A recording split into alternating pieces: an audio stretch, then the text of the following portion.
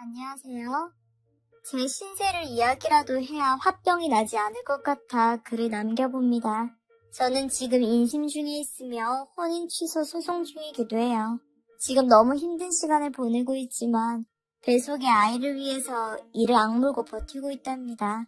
가족이라고는 얼마 전에 돌아가신 할머니가 전부였는데 지금은 연고도 하나 없는 고아가 되어버렸네요. 저는 할머니 손에서 자랐습니다. 부모님의 얼굴은 전혀 모르고요. 어렸을 때 부모님이 이혼하시면서 저를 할머니께 맡겨놓고는 떠나버렸고 그 뒤로 연락조차 없었습니다. 할머니는 저에게 하나밖에 없는 가족이었죠. 그래서 그런지 제 꿈은 좋은 아내이자 엄마가 되는 것이었습니다. 부산 변두리에 살면서 겨우 고등학교를 마치고 카페 아르바이트를 하며 하루하루 살았죠. 당연히 사회 경험도 스펙도 없었고요. 지금 생각해보면 정말 순진했습니다. 몇 년간 일을 하며 카페의 매니저가 되었고 나름 적금도 하며 열심히 살았거든요. 그러다 지금의 아이 아빠를 만났죠. 저희 카페 위층에 있는 작은 세무회사의 직원으로 저희 카페 단골 손님이기도 했답니다. 그는 거의 매일 점심 식사 후 카페에서 커피를 마셨어요. 그러다 보니 인사를 하며 친해지기 시작했습니다. 언뜻 봐도 저보다는 10살 이상 많은 아저씨처럼 보였어요. 카페에 오면 늘 장난이나 시시한 농담을 하며 단골 손님의 면모를 보여주었죠. 저도 즐거운 단골 손님 정도로 생각하며 늘 반갑게 맞이하고는 했습니다. 늘 농담을 하며 말을 걸지만 말투나 행동은 매너가 좋아서 저는 물론이고 카페 직원들도 그를 꽤나 좋아했답니다. 어느 날은 선을 봤는데 잘 안 됐다며 이야기를 해주시는데 놀랐어요. 당연히 결혼을 한 줄 알았거든요. 저와 직원들 서로 킥킥대며 당연히 결혼한 줄 알았다고 놀렸죠. 다음에는 좋은 여자를 만나실 거라며 위로 아닌 위로도 하고요. 그도 웃으며 다음에는 여자친구를 데려오겠다고 뻔 장담을 했습니다. 그렇게 시간이 흘러 여름이었을까요? 며칠간 그가 오지 않았습니다. 세무서의 다른 동료들 말로는 그가 몸살 감기에 걸려 병가를 냈다고 하더군요. 저는 괜스레 안 됐다는 생각을 하며 안부를 전해달라 했습니다. 이틀 정도 지나 그가 카페에 왔어요. 그러면서 하는 말이 드디어 카페에 출석했습니다 였어요. 카페에 있던 직원들과 저는 웃으며 그의 안부를 물었습니다. 그리고 저는 서비스로 오늘 커피는 제가 계산할 테니 비싼 거 드세요 라고 답했죠. 그는 무척 고마워하더라고요. 다음 날에는 그가 보답으로 마카롱을 건넸고 저와 그 사이에는 미묘한 기류가 흐르기 시작했답니다. 솔직히 그는 제 스타일은 아니었어요. 하지만 막 23살을 지나기도 했고 연애 경험이 없던 저는 남자가 주는 관심과 배려에 크게 감동을 느꼈고 그것이 참 따뜻하고 좋았답니다. 저희는 그렇게 번호도 주고받으며 사적으로 연락하기 시작했어요. 문자는 대부분 밥 먹었냐, 집에 잘 들어갔냐 등의 시시한 것들 뿐이었지만 기분은 좋았습니다. 할머니 이외에 다른 사람이 나에게 관심과 애정을 담아주는 말 한마디나 연락이 처음이기도 했고 그의 문자에서는 안정감을 느끼기도 했어요. 본격적으로 그와 사귀기 시작한 것은 그해 크리스마스였습니다. 크리스마스 날이라 카페에 사람이 많았습니다. 저도 정신없이 바빴고 연말이라 정산까지 해야 했죠. 저에게 크리스마스는 기피하고 싶은 날이었습니다. 빨간 날이라 그도 카페에 오지 않았기에 얼굴도 볼 수 없으니 시간도 더디게 가는 것 같았죠. 내심 그와 함께하는 첫 크리스마스인데 연락도 없으니 섭섭함도 생기더라고요. 그렇게 카페를 마감한 후 휴대전화를 보니 벌써 12시 가까이 됐더라고요. 그에게 연락을 할까 말까 망설이며 버스 정류장으로 걸었습니다. 갑자기 뒤에서 누가 저를 툭 하고 치더군요. 저는 놀라서 뒤돌아보았습니다. 그런데 그가 꽃다발을 들고 서 있더라고요. 저는 눈만 껌뻑거리며 그를 바라만 보고 있었습니다. 그러자 그는 저의 반응을 보며 꽃다발을 안겨주더군요. 저의 손을 잡고는 근처 공원으로 데려갔습니다. 그러더니 그는 결혼을 전제로 진지하게 만나고 싶다고 말을 했죠. 자신이 나이도 많고 외모도 아저씨 같지만 정말 잘 아껴주고 함께 행복할 수 있게 노력하겠다고요. 저는 태어나서 처음 받아보는 고백에 눈물을 흘리며 고개를 끄덕였답니다. 이 남자를 만나면 정말 좋은 가정까지 꾸릴 수 있을 거라는 생각이 들었거든요. 제가 늘 꿈꾸던 좋은 아내이자 엄마가 될 수 있겠다. 이 남자는 나에게 따뜻하고 안정적인 가족을 만들어줄 수 있겠다는 확신이 들었습니다. 저희는 그렇게 크리스마스 날 공식적인 연인 관계가 되었답니다. 사귀는 동안 그는 정말 헌신적이고 자상했어요. 데이트를 하게 되면 늘 집 앞까지 데려다주며 할머니의 건강식품 등을 살뜰하게 챙겨주고는 했고 든든하고 기댈 수 있는 남자친구의 모습을 보여주었거든요. 그를 만날수록 저는 사랑받는 것이 어떤 느낌인지 얼마나 든든한 내 편이 생기는 것인지 알 수 있었죠. 3달 정도 사귀면서 할머니께 말씀드렸습니다. 물론 할머니께서는 많이 반대하셨어요. 꽃다운 나이에 고생하며 또래들만큼 해주지 못한 것도 한인데 나이 많은 남자친구라니 할머니는 자신이 부족하여 제가 그런 남자를 만난다고 생각하셨죠. 하지만 저는 정말 아니라고 행복하다고 말하며 안심시켜드렸습니다.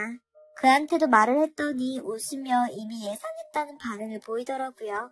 귀한 손녀가 날강도 같은 놈이랑 사귀는데 좋아하는 부모 없다며 자신이 더 잘할 테니 걱정 말라며 다독여주셨습니다. 그 모습에 정말 미안하고 고마운 마음뿐이었죠. 그 후 그의 노력으로 할머니도 어느 정도 마음의 문을 여셨어요. 그리고 저희는 만난 지 1년 만에 상견례를 거쳐 결혼까지 하게 되었답니다. 결혼식 날에는 정말 눈물을 펑펑 흘렸어요. 처음에는 꿈에 그리던 가정을 만들어 새로운 인생을 시작할 수 있다는 설레임과 감동으로 가득했는데 막상 양가 부모님 자리에 왜소하신 할머니만 덩그러니 앉아 계신 것이 눈에 들어오더군요. 앞으로 할머니와 떨어져서 살 것을 생각하니 걱정이 앞섰습니다. 기쁨과 슬픔 이상의 만감이 교차되더군요. 할머니도 눈물을 훔치시며 아가 잘 살아라 라고 반복해서 말씀하셨어요. 그는 아니 신랑은 저에게 주말마다 할머니께 오자며 다독여 주었답니다.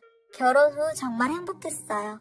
늘 예뻐해 주시는 시부모님과 주말마다 할머니께 가자는 자상하고 배려심 많은 남편까지 비록 저는 남들보다 배운 것도 가진 것도 없지만 가족이라는 큰 행운을 만나 누구보다 행복하게 살고 있다는 생각을 가지며 하루하루를 보냈어요. 제 마음도 여유가 생기니 아이 욕심이 나기 시작했습니다. 하지만 남편은 천천히 생각해보자고 하더군요. 아이 계획을 좋아할 줄 알았던 남편은 제 예상과 다르게 담담한 반응이었습니다. 사실 남편이 나이도 많아서 서두르자고 할 줄 알았거든요. 저는 이상했지만 그러려니 하고 넘어갔습니다. 결혼을 하면서 저희 목표가 최대한 빨리 전셋집을 사는 것이었는데 경제적인 문제 때문에 그런가 싶기도 하고 저는 안정적인 상황에서 아이를 가지면 좋겠다는 생각이 들기도 해서 더 이상 말하지 않았습니다. 그렇게 결혼을 한 지 1년이 지나갔습니다.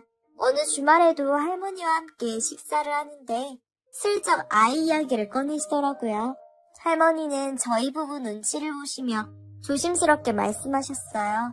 남편 나이도 있는데 슬슬 아이를 가지는 게 어떻겠냐며 자신도 죽기 전에 증손주를 보고 싶기도 하고 생각만 해보라는 말씀을 하시기에 저와 남편은 끄덕거렸습니다. 저도 슬슬 임신 계획을 세우면 좋을 것 같기도 했고 지난 1년간 남편은 아이 이야기 자체를 하지 않았어요. 그런데 타이밍 좋게 할머니께서 말씀해 주셔서 저도 겸사겸사 그날은 집에 와서 남편 의사를 물었습니다.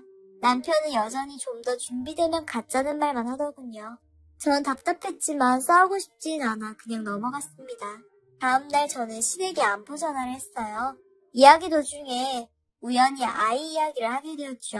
시어머니께서는 네가 아직 젊고 어리니까 좀 더 사회생활도 하고 신혼을 즐기는 것이 좋지 않을까라며 천천히 생각해보라고 권유하시더라고요. 남편과 비슷한 반응이라 고개를 갸우뚱했지만 저를 생각해주시는 말씀에 감사하게 생각했죠. 지금 생각해도 조금 이상했네요. 결혼을 그렇게 급급해 했으면서 이상하게 아이 갖는 일을 미루다니? 연애할 때도 아이를 가지고 싶다고 했고 좋아한다고 했거든요. 아무튼 저는 그날 이후 기회를 보며 진지하게 이야기를 나눠봐야겠다는 결심을 했습니다. 몇 달쯤인가 지나서 축하할 일이 생겼어요. 남편의 월급도 오르고 저도 매니저 경력이 쌓이면서 월급이 올랐거든요. 시기도 비슷해서 주말에 소고기라도 사서 먹자며 기분 좋게 주말을 맞이할 계획이었답니다. 저는 이때다 싶어 아이 계획도 겸사겸사 꺼내보기로 마음먹었어요. 주말 오후가 되어 기분 좋게 고기를 구워 먹으며 여유로운 점심을 보냈습니다. 저는 설거지를 하고 남편은 커피를 타면서요.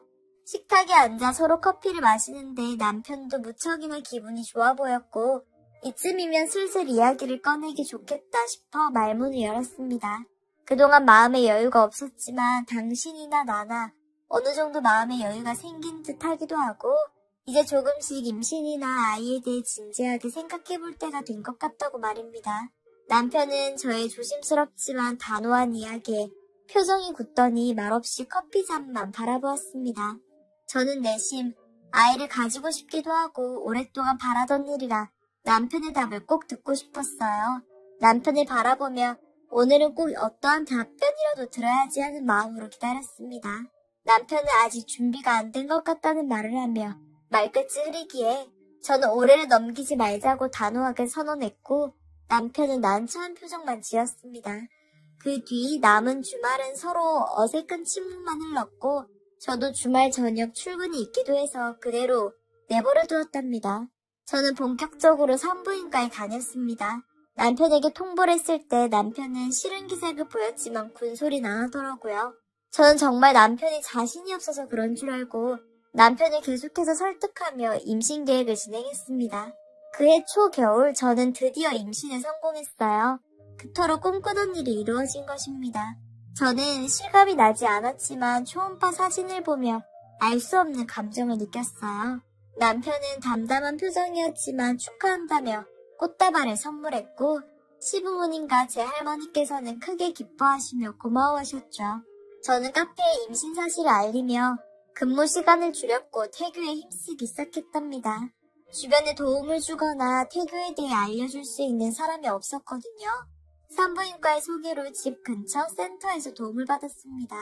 막상 임신을 하니 남편도 저를 더 신경 써주었고 시부모님도 반찬이나 과일을 챙겨주셔서 저도 안심했습니다. 그렇게 5개월쯤 되었을까요?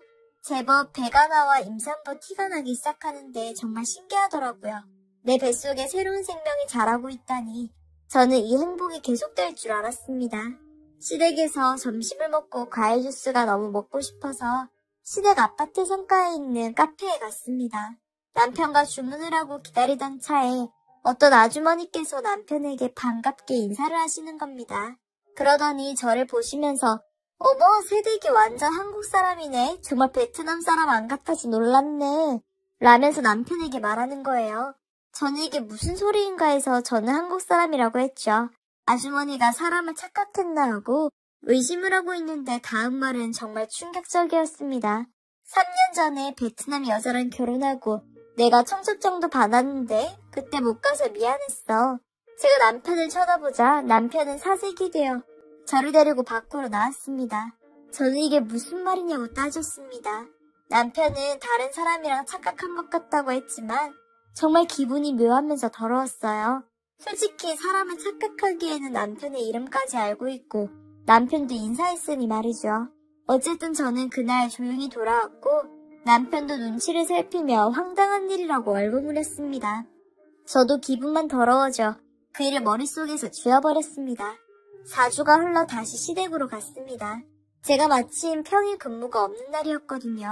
아기 용품이나 사러 갈까 하고 시어머니께 연락을 드렸습니다. 어머니도 좋아하시며 아파트 앞에서 만나기로 했어요. 저는 엄마가 없어서 시어머니가 정말 좋았습니다. 잘 지내고 싶기도 했고요.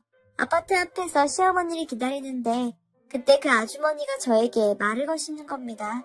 그 순간 아파트에서 나오시는 시어머니와도 딱 마주쳤어요.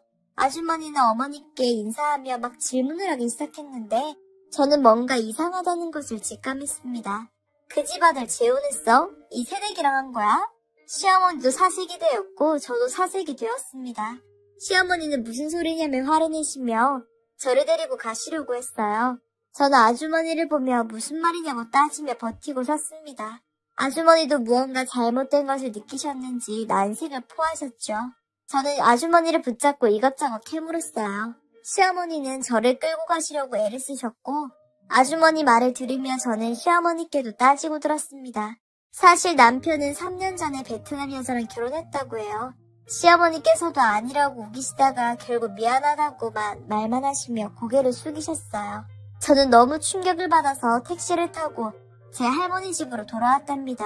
정말 기가 막혔어요. 시어머니의 전화가 왔지만 전화기를 꺼버렸습니다. 할머니께는 그저 보고 싶어 왔다고만 했고 저녁이 되어 남편이 저를 데리러 왔습니다. 일단 저도 남편을 따라 집으로 돌아갔어요. 진실을 묻고 싶었거든요.